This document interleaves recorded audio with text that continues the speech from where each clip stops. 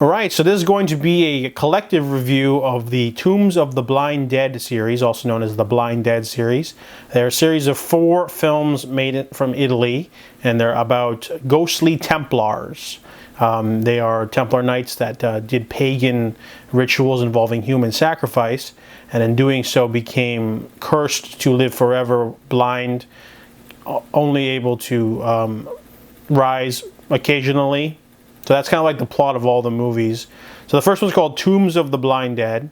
This one was really, I watched it a really long time ago, so I rewatched it, and it didn't really do it for me. It was about a trio. They're on a train, and one of them freaks out and runs off the train, basically. And while she's camping out in the ruins, she gets attacked by the Blind Dead, and her friends, the 2 of them, have to like find her, and they team up with another couple. And the plot's really awkward. There's not enough undead stuff happening. I just remember the movie being kind of like sparse and not enough action. You know, like they never explain why the girl has a freak out and she's going to camp out in the ruins for no reason. But you get plenty of puppetry with the Blind Dead and a couple of scenes here and there, but it just didn't leave much of an impression on me. I almost didn't watch the rest of the films. So I would rate Tombs of the Blind Dead only a 5 out of 10. However, the sequel, The Return of the Blind Dead, is a much superior film. This one was really great because it was like a group of people in a building surrounded by all the Templar knights. I remember the ending being really, really memorable, but a lot of cool kills. This one was like more mainstream in the sense that the plot was like very similar to like a normal zombie movie where, you know, people hide up in one building, they only have one gun or whatever, and there's like power dynamics and people trying to escape and go rogue, and they're surrounded, but instead of like normal zombies, they're surrounded by the undead Templars. So Return of the Blind Dead is a much stronger film, way better ending. So I would rate Tombs of The Return of the Blind Dead a 6.5 out of 10, and personally my favorite out of the 4. The third one's called Ghost Galleon. Definitely one of the worst ones of there. This one's about like models. They're recruited by an agency to do a boating like photo shoot or something, and one of them disappears, so they grab another girl to replace her. They won't let her leave, and then they go out there and they're being attacked by a ghost galleon with the undead Templars.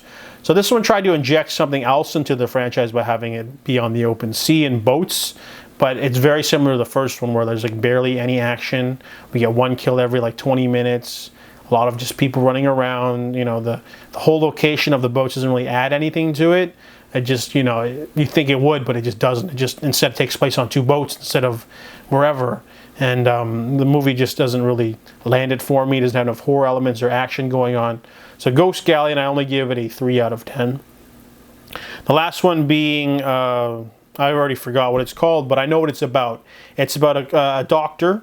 He basically moves into a new town with his wife, and this small seaside town, they sacrifice their women to the Blind Dead, who come out for a week. It's called Night of the Seagulls. That's what the movie's called.